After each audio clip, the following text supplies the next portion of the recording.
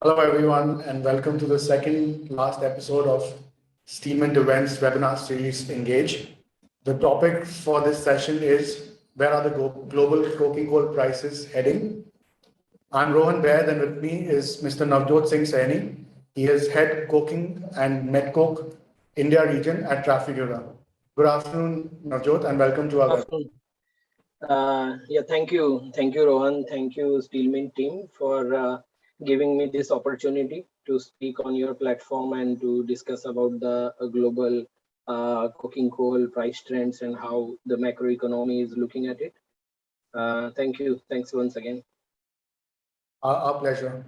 Now, I would also like to welcome all the participants who are joining us today. And I would like to tell you all that you can send us your questions through the Q&A box, which is appearing on your screens. And do remember to introduce yourself and your company. Without further ado, I'll request Mr. Saini to share his presentation, post which we would like to ask him a few questions. Over to you. Okay.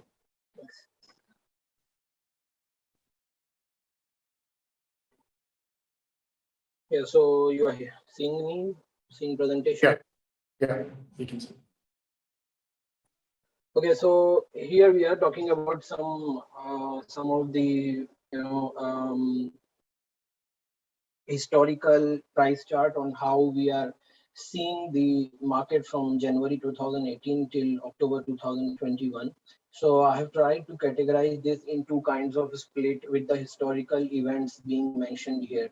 So you can see there is a purple line, navy line, and another line, a green line, and a blue line, for which is explaining on the bottom of the curve, explaining the Platts PLV CFR China prices.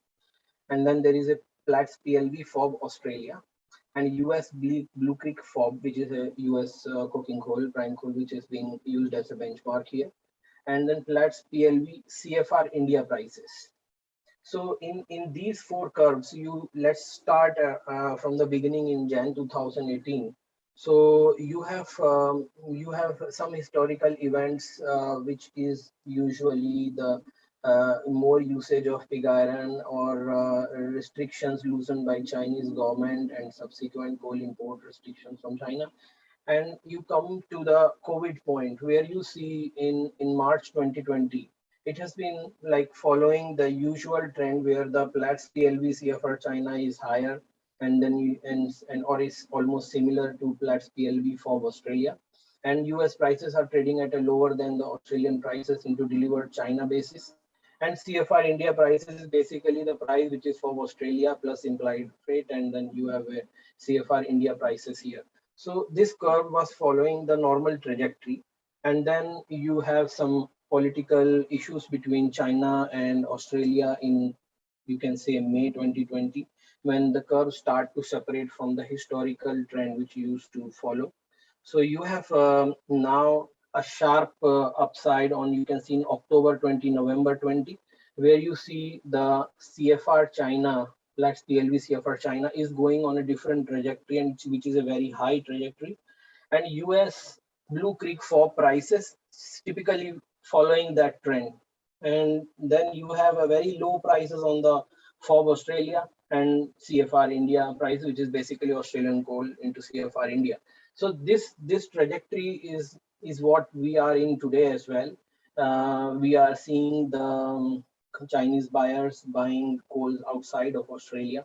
So you have Russia, Colombia, US, and Mozambique coal going to China. And you have tightness in the seaborne market because these coals used to flow into Europe, Latin America, and in JKT, Japan, Korea, Taiwan. And now as these coals are going into Chinese market, the tightness in the seaborne market is reflected in the FOB Australia prices. So you have a higher FOB Australia because of the tightness in the seaborne market. And you are now seeing this sharp uplift going to it. Now I want to focus on the separate part, which is the chart of China coke FOB prices, which is as per the Platts, and then India coke CFR prices, which is as per the Platts, and CFR India implied coke cost. So this is like the cost we have taken, So this line in navy, in the dotted line, CFR India implied coke cost is basically we have taken CFR India PLV prices, multiplied it by 1.5. So just to have an assumption where the coke cost is actually sitting for the Indian coke makers or Indian steel makers. So in let's go back to the curve again, and then we see in May and June 2020. This is the bottom where we are seeing the coke cost in India. So you have a very low coke cost because of a very low Australian coking coal prices, whereas the rest of the world is sitting on a very high coke FOB China prices, and even CFR India Platts, basically the curve, the India coke CFR Platts curve. So everything was higher. Only the cost, manufacturing cost for the coke in India is lower. There you got a big surge in the export of coke volume picking up from India till today, or till last month we can say, because the gap, the arbitrage of Indian coke flowing into overseas market was very huge. And we have seen in Feb 2021 that the demand recovery and China coke cut put subsequent Australian importers led to very high volatility. So you have Australian for prices even in the period when, in the post-COVID, you had a price already trading at a low level like 100 to 150, 160 range, but it was trading on a very high volatility. So you have both end users and traders taking a larger inventory into their books, and we have seen that continue till say August 2021, when the prices actually start picking up from May 2021, and you were sitting, India was being benefited by the low price Australian scenario, and and this all impact is still kind of a sentiment which is still going on till today. And now I would like to focus on the second slide, which is the S&D slide. So in this supply and demand, which is a very exhaustive one, we able to put here, which is mainly showing you the trend, how we are going to the production and to the demand level country by country. So let's see, on the annualized basis, in 2019, Australia was producing 184.5. And in 2020, we have seen this supply went to 172.5, which is majorly due to various reasons like COVID impacting the mines and Australian miners shutting down the grades which are non uh, focusing on China. Basically, those grades are not flowing into China, so they are rather cutting the production or having some genuine issues in the wash plant, or we have seen Anglo tons out of market in 2020. So this is the time where we have seen a sharp fall in the Australian supplies, leading to more tightness in the seaborne market. And then you have US, and US, basically there was no new investment in the US side, and you have a fall in 2020 from to 2019, which was a kind of a predicted fall, which we see that this is a normal flow for US tons. And today, when in 2021 we are projecting it to 41 million, is again lower than 2019, but it's kind of some tonnages coming back in market because of the high price environment. So you have many miners who are now in market in US, especially to produce the tons because of the high price environment which they are getting the FOB realization. Canada, we have seen a fall during COVID time, but it is picking up again. So you can say by 2022, you will be seeing a similar level as 2019. Russia, we have seen no production cut in terms of supply from Russia, but you have, this is showing the production in the countries, but Russia, you have to keep in mind that it has a huge own consumption as well. So even if they are producing 29, 28 million, which is higher than 2019, but a big chunk of their volume is going into the domestic Russian market, which I will show in the next slides. And sharp fall you have seen in Mongolia. So you have 33 in 2019, and in 2021 you are seeing close to 12 million, which is because of COVID, because of the containment and restrictions from China. on the Mongolian supplies. Rest of the countries more or less in line with what we have seen. In Indonesia, there's a small uptick, but it is because of the high CV coals, which is being now sold as a soft coal into Chinese market. And there is some new projects also came in line in Indonesia, so small uptick there. Otherwise, more or less, it is rest of the countries are following the same trajectory. Now you are on 297 million on an annualized basis in 2021, and in 2019 you have 340 million ton as a supply. So you are already on a very close to 40 million ton, 43 million ton downside on the supply side, which is creating all this tightness in the market.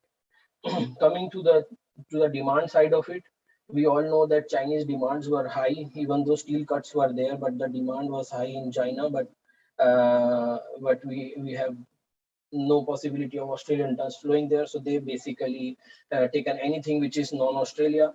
So you have still with such kind of tight market, they are able to buy only 50 million ton from the seaborne market. And you have a high production in Japan, so which is post-COVID, they have taken a wide jump in the production. And then you have Korea more or less in line, Taiwan in line, and in India you have seen a good demand. Basically, all the seaborne demand which was there in 2020 and in beginning of 2021 for the Australian tons is backed by India's strong demand. And if you total everything, if you speak about Europe, small recovery in terms of post-COVID recovery, but still it is lower than 2019. So there is still a possibility of European demand to go up. And if you total this together, you are more or less in 299 million, which is again 40 million, 41 million lower than 2019 demand. So more or less tight environment, not fast recovery in Brazil, in Europe, but quick recovery in Japan, Korea, Taiwan, and Indian market has led to this balance into the market. In the next slide, we are explaining all the crude steel production. This is not pig iron, this is only crude steel production which we are explaining. So you can see in 2021 where Japan, Korea, Taiwan is, and it's still there is some recovery which we are seeing now, that all the high price trades going into China and in Japan, Korea, Taiwan, and we see that this curve will be of 2021 will be closer to 2019, 2018 in somewhere in between there. Brazil is already on a healthy recovery. Europe so far is lower than 2018 and somewhere trading higher than 2019. And on India, it's a very sharp recovery we are seeing from 2020 to 2021. 2020, you can clearly see the V-shaped recovery in Indian crude steel production. And in 2021, we are already seeing a strong production in India. This is what we have to discuss. This is a pig iron which is directly related to coking coal, so on the blast furnace production. So here we have to keep in mind that most of the mills in China is shifting towards the electric arc furnace, the scrap route. Whereas in India we have not seen that kind of sharp turn, but still Europe, you can say that kind of thing is happening.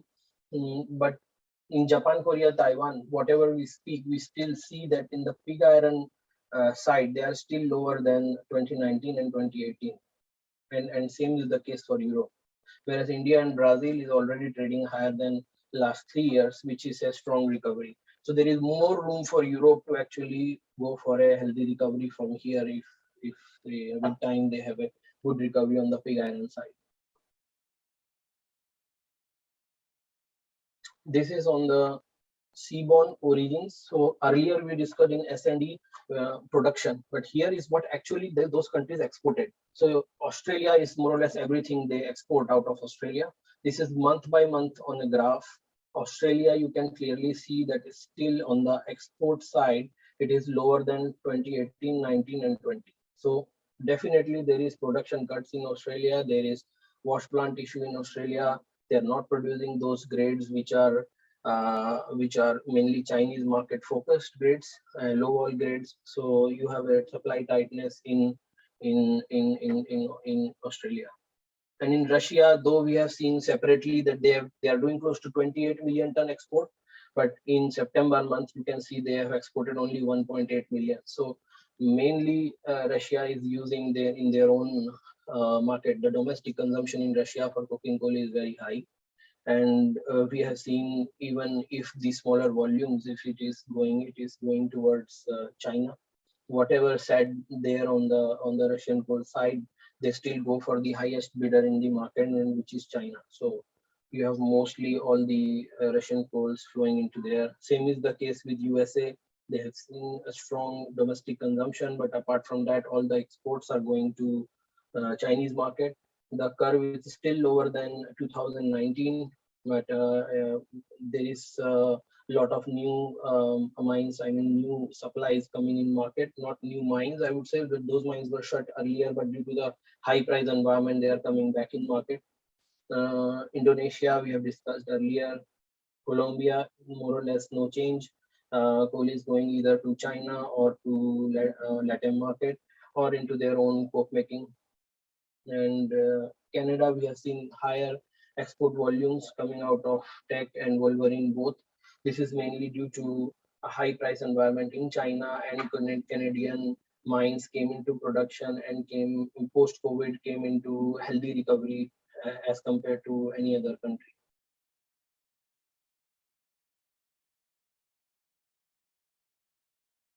This is a separate slide on Mongolia. So this is clearly, you can see where they were in 2018, 19, 20, and 2021. So it's very low. We have already seen on the supply demand slide that from 35, 36 million ton, they are at 12 million ton annualized export side, mainly coming from the Chinese ban on them because of the spread of COVID in Mongolia.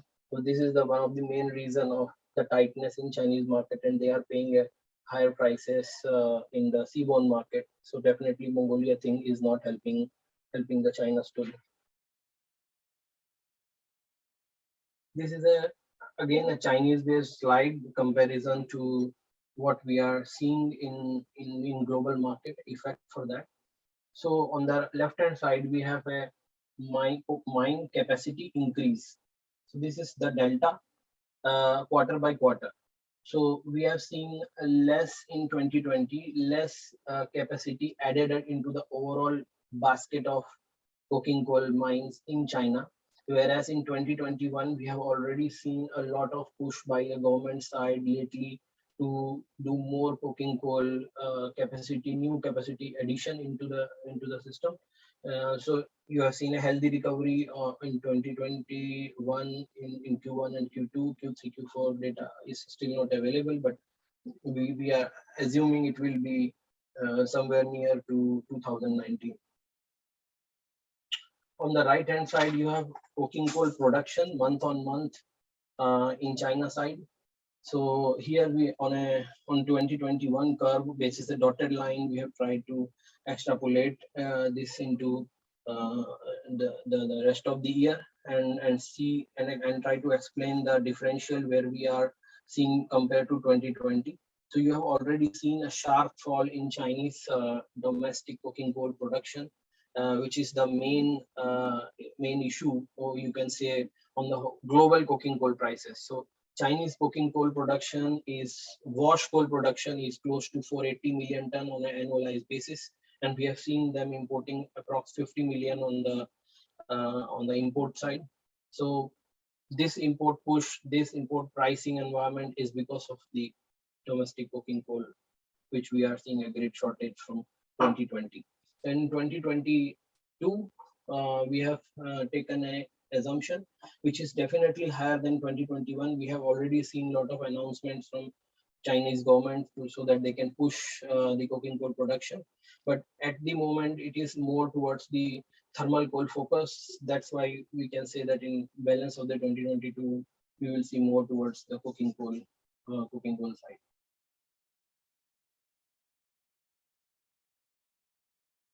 On the pig iron production side and on the China, which is you can see a sharp fall. As we all know, Chinese government is cutting the steel production and pig iron production, and which is reflected in this chart on the left hand side. You can see on the 2021 balance of the year, you will have a sharp fall into the, and then in next year 2022 we will have a strong start because some of the capacities which are, if restriction doesn't flow, the quota still exists for in the first half of the year. So you will have a stronger start and on the balance of the year in 2022 in the first half of the year. On the right hand side, you have coke production. So here we have taken in 2022 two types of curves to explain the lows and highs. So there is a difference of close to 4 million ton in Chinese coke production. This is because there has been some investment announced by Chinese mills, and those investments are keep on delaying from 2018 to 2019, 19 to 20. And we think that still those capacities will not come in market. So there will be a shortage in the Chinese market, which we have explained basis the delta from 2021. So if you will see from 2021 going forward in 2022, we have assumed 2 million ton shortage in the Chinese coke production on month basis, and this will be close to 24 million ton on an annualized basis. And you have a curve on the highs of 2022, which is explaining the curve that if those capacities come in line, then you will have a higher coke production in domestic China. So this is the global trend I have explained a bit, and if we have to discuss any questions, then I would love to answer that. Thank you a lot for your very detailed presentation. And I must tell you that I had some questions prepared, but most of it has already been answered. Nevertheless, let us proceed with our round of Q&A. My first question to you is, and this was shown in your presentation as well, that Australian coal exports would be at similar levels in 2021 in comparison to 2020, but prices have gone up from $100 to $400 in the same period. What are the reasons? You did mention a few reasons, but just to go over them again. What are the reasons to justify this hike? So there are like a few big reasons and there are a few small reasons. So if you see the big reasons, which is mainly the non-Chinese grades are more focused by Australian miners, and the Chinese grades, you have seen some production cuts. You have already seen the announcement by BHP on the wash plant capacity cut, and they have declared that they have in first half of the year, they assume the lower production. And then you have tightness in the seaborne market because usually Colombia, Russia, and US tons flowing into Europe and Latin America market, but those tons are at a high price moving into Chinese market. So the buyers in those markets, as we have seen in the curve, is buying Australian cargoes. So there is a tightness of Australian cargo from the production side, and then there is a additional demand being added by these buyers who are usually relying on the other origins, non-Australia origin. So this mixed bag is creating a huge demand for Australian coking coal. And some of the minor points which also adds to it is basically, suppose in India we have mostly big mills buying 70 to 100% depending upon the big mills buying on a long-term contract. So they are already tied up on an index link month-on-month pricing with all the big miners. And on top of it, you have less tonnages in the market.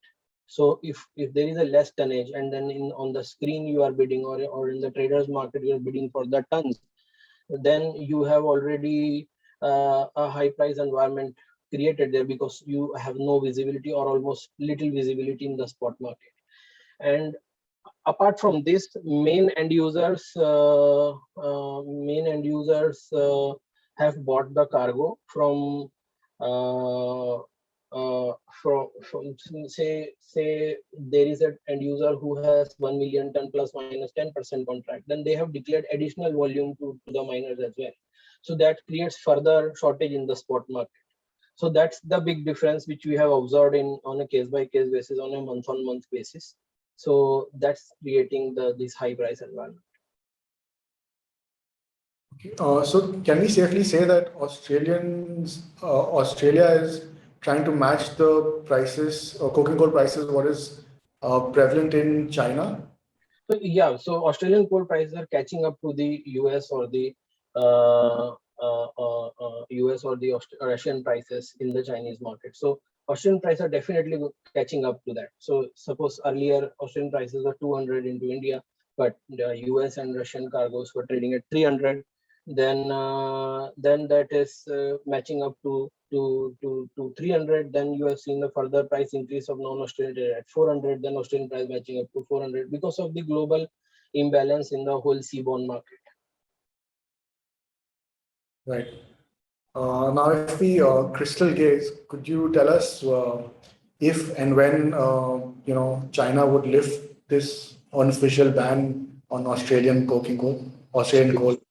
So there is no visibility for anyone to comment on when they would officially lift the ban. But if you ask my opinion, I would say that you are on a situation where China is controlling the demand. So they are trying to bring the demand down by cutting the steel production. And at the same time, they are producing more coals. We have seen the projection for 2022, they will be producing more coking coal in the domestic market. So they are trying to ease the supply and they are trying to control the demand. So at some point, which is now, I would say the prices are already peak, and it will soften going forward. But it then comes the question of weather in Australia. But looking at the situation, we don't see in near future China will lift this kind of political ban on Australian coal, because in the worst situation of energy crisis they have not lifted the ban. So in steel market, in coking coal market, they will not lift the ban anytime soon. Right. Okay. Now, if I were to ask you something a little more personal, how long do you think the rally will last, and are you taking long positions right now? See, we cannot comment on our long position, but we have seen Japan, Korea, Taiwan coming in market and buying the tons in spot market because of the higher pig iron production there, or you can say good steel demand in Japan, Korea, Taiwan. And now we are seeing the ease of chip shortage in the automobile market, and Japan, Korea is the kind of, and Taiwan is the market where a lot of manufacturing is dependent on the chip. So you can say the demand is at the moment supported by Japan, Korea, Taiwan market. Europe is not there at these price levels. But coming to the Indian context, if India has been buying in last 3-4 months, lot of Chinese diverted and reloading cargos, which is no more available in market now. I mean, like the fresh tonnages from fresh shipments from China for the old cargos are not available. So if India comes into the market to buy this tonnage for the next quarter or 6 months, along with Japan, Korea, Taiwan, then you will see this extended rally. But fundamentally, it is now at a situation where China will cool down the demand, and then you have rest of the seaborne market coming off a little bit because of lower demand in China and more production in Chinese coking coal. So the rest of the origin will become as competent as Australian for Indian market or Japan, Korea, Taiwan market or Europe market. Then you will see less reliant for Indian market into the Australian coals, and eventually market will cool down. But that has to be fundamentally done. But in a small term scenario or a short term scenario, I would say that it purely depends on how Japan, Korea, Taiwan is buying in the spot market, and India is buying in the next 3 months. But eventually, after 3 months or in 3 months, you will see some cool down in prices. We definitely see, chip shortage in key automobile producing countries, and there's going to be production cuts in China also till March 2022. So that should, fundamentally, put an end to the rally in coking coal prices. Wouldn't you say that? No, I would say that if there is a chip shortage, I mean, if the chip shortage is not there, if the chips are available in plenty, then automobile makers will be in market to produce more automobiles, and then you will have more steel demand and more coking coal demand and more metallurgical coke. So I would say if there is no chip shortage, then the market is quite supported by the production. No, I was Because saying that if there is already a chip shortage. yeah, but it And is easing China now. is going to cut production of steel. Yeah, yes. But now chip shortage is already easing. So the shortage was there definitely 3 months ago, 2 months ago, 1 month ago. But now, as we speak, chip shortage is already easing. So you will have these Japan, Korea, Taiwan automobile maker in market now. They are definitely in market, and chip shortage is easing there for sure. And that's why we are seeing the more demand coming from there. But then it purely depends on how market behaves. If China if China produces more domestic coking coal. Right. And now that India has become the leading importer of coking coal in the world, overtaking China as well. How much significance does China's domestic coking coal prices or landed prices of coking coal in China have, in terms of global prices? How much influence does China hold still? See, domestic China production is close to 500 million ton, and the import of China is close to 50 million ton. So they are dependent only on 10% of coking coal on the import side. So if if China is producing more coking coal in the domestic market, then they will be less reliant on the seaborne market, and eventually the non-Australia seaborne market will cool down a bit, and then that is beneficial for India, because then India will get other options other than like Australian. Like if we get more Russian coal options, then we have less reliant on Australian coals, and that will bring the prices off. So if China increases their domestic coking coal production, it is helpful for India as well, because the prices will eventually cool off in the seaborne market. Okay. With the recent supply problems emerging in Russia and India also engaging and having an agreement of sorts between the governments for coking coal supplies. Uh, do you expect prices to ease for especially the lower grade coking coal? See, I would answer this in two parts. So one is Russia's problem of domestic logistic, which is definitely there.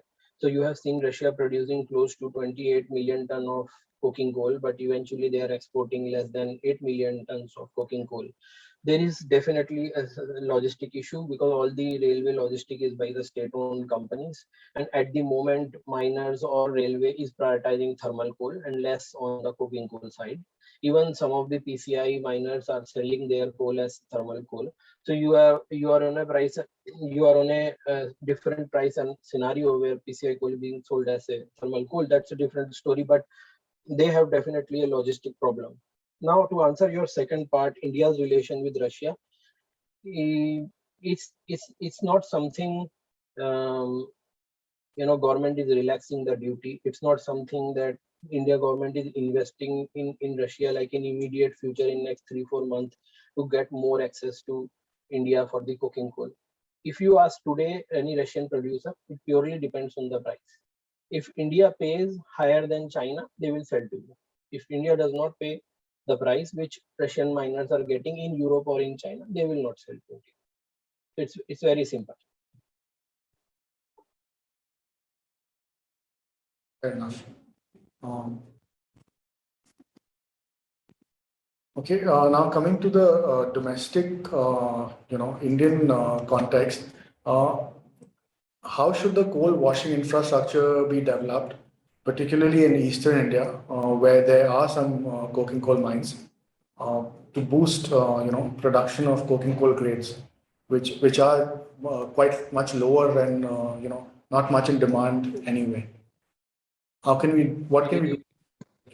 will wash? I do not have exact answer to this because I do not have the washing capacity and the idea of that. But just to answer on the on the prima facie of this is that there are very limited coking coal source. I think only with BCCL and some with Tata Steel, and I think those washeries are already using the 34 to 40% ash coking coal to wash it to 18% or 16% ash, and the yield is close to 50% or even less than that. So most of these coals after washing is either consumed by SAIL or is consumed by Tata, or the middling and the secondary product is sold in the market for cement and power makers. I think that capacity is already on the coking coal side is underutilized because there is no enough coking coal mines as a reserve. So why to build a coal washing plant there, because the coking coal mines itself are not there in India. It is a completely different story on thermal coal, but I think on coking coal, this is the situation. All right, thank you. Given the capex volume in the pipeline for capacity expansion in the primary sector, India's metallurgical coal demand is estimated to increase. Do you feel India has already overtaken China to become the largest importer of coking coal? But do you see the situation to last for a longer period?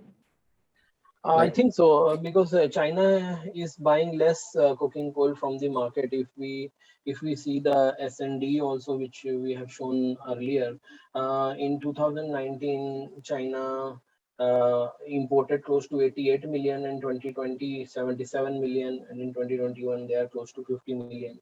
So if the situation like this remains and China cuts down on the steel production, then there will be, of course, less demand of the coking coal, and they are boosting their domestic production. So at the same time, if their next year maybe goes to 60 million, which is same as India, because India is close to 64, and with the capex announced in Indian markets, I mean, India will be the largest importer than as compared to China. Uh, because Japan is also close to 53, 55, Korea is also roughly 30 to 35. So India will become the largest importer and primarily Australian tons. Right. I think very soon, maybe up to 80 million for India if capex announced and things go as per the plan in next 3 years. Right. Thanks for that. I'll now like to go over to our viewers and take some of their questions. So a viewer has asked, with China encouraging steel production via EAF route to curb carbon emissions, will this impact the country's appetite for coking coal consumption in the long run? Yeah. So we have seen that in China, um, you know, again, I would answer this in two parts. First is you have Chinese real estate market. We all know the story of Evergrande type, which has the exposure in the real estate market. Though there is some issues now, which is with these companies, but eventually the real estate market is a big market in China, and the most of the steel goes into the real estate market is the construction steel. So you have more construction steel demand, and the demand is catered by electric arc furnace, which is the preferable route in China. And we have seen over the years that the expansion is also in these plants. And to answer the second part, yes, due to the environment or carbon emissions, blast furnace route is less preferred in China in the new projects. So I think if it is a viable option from the scrap point of view, then China will be more on the electric arc furnace and less will be on the pig iron side via blast furnace. Right. One final question I'll take from the audience. Coking coal futures was down 11%, and coke futures fell by 9.5% on the Dalian commodity. Yes. Yeah, in early trade. Is this a sign of a free fall, or would it stabilize? No, I would not say that this is any kind of sign, because you have seen this 2 weeks before also. There was this kind of fall, and then again when China came from the Dragon Week holiday, there was again a big jump in the prices. So DC, you have to say that it is more on the sentiments, and it is more on the derivative side, and not exactly as per the actual fundamentals. So you have a news coming from the Chinese government that they will take all kinds of steps to reduce the coal cost. So that is a big news for that. If they take all kinds of steps to reduce the coal cost, I mean, they will either cut steel more steel productions, or they will increase the coking coal mines production in China. They will allow more quota to produce more coal. So this is all the assumptions market is making, and hence the DCE got sold out very heavily, and on these news, which is a bearish news for coking coal futures in China. But you have to see that already these prices are on a very high level in China. It is nowhere near to what Australian coal is priced. It's already on a very high level. Coke is more than 650 on a delivered, or 700 delivered in Chinese domestic market. So it's already on a very high price, and then same is for coking coal, which is why we have seen this kind of correction. Okay. Just to follow up on that question, so the Mongolia-China border is set to close for 14 days due to rising COVID cases. The border is closing and being closed there. Russia is suffering from COVID. Would these two countries be sufficient to meet the Chinese demand for coking coal, or will this lead to another spike in coking coal prices amid short supply? So, like I answered before, there could be like in a short term, you will see again the spike in the coking coal prices, or because of you on one side you have in seaborne market, Japan, Korea, Taiwan back in production as chip shortage is easing, and you have to see how Indian steel mills will be in market, and how is the inventory in India of coking coal. And on the Chinese domestic side, you have annualized basis 12 million ton Mongolian coal going there, and you have assumed, or in 2019 you have seen 36 million going there, so you are already on the one third. And then on the Russian tons, you have already seen a very less flow into Chinese market. So there is definitely the crunch in Chinese market for coking coal, but how much of this is compensated by Chinese own domestic coking coal production, that is the thing to watch. If they increase 30 million ton from one mine alone in China, which is the news that 27 million ton they will start the mine which was suffering earlier from the floods, then you have already compensating the Mongolian tons with your own production. But this is what in the short term you have to see. But fundamentally, eventually this market has to cool off in few weeks, few months time. But this kind of COVID spikes, some volatility here and there, sometimes in the supply side, sometimes on the demand side, is making this last 2 year on a very unpredictable note. This Right. virus. Right. Uh, we've almost run out of time, and it's been a very insightful session. Thank you a lot, Navjot, and Thank you. also thank you to Trafigura for giving us this opportunity to interact with Mr. Saini and gain his valuable insights. I'd also like to thank our sponsors, Tata Steel, NMDC, and Runta Steel, and also the Indian Steel Association and Steel Users Federation of India for their valuable support. I'd also like to thank all the participants that have joined us today, and to you in particular, Navjot, for making Thank it. you. I mean, thank you to everyone. Thank you to Steel Mint, and thank you to the participant. I know many of our industry colleagues are there who has encouraged me to be on this platform. Thank you very much. Thank you to everyone.